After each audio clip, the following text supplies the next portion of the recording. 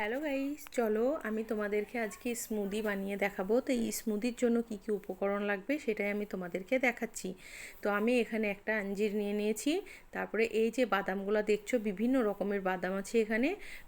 কাজু, পেস্তা, ব্লুবেরি, কিশমিশ সব রকমের বাদাম আছে। আমি 4 ঘন্টা আগে বাদামগুলো ভিজিয়ে রেখেছিলাম জলে।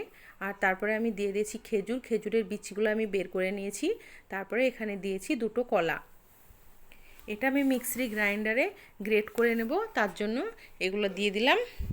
তারপরে আমি এখানে অল্প পরিমাণে দুধ দেব। দুধটার সঙ্গে ভালোভাবে একবার আমি গ্রেট করে নেব। গ্রেট করার পর আরও একবার দুধ দিয়ে আমি এরকম গাঢ় করে নিয়েছি। তোমরা যেরকম খাবে সেরকমভাবেই করবে।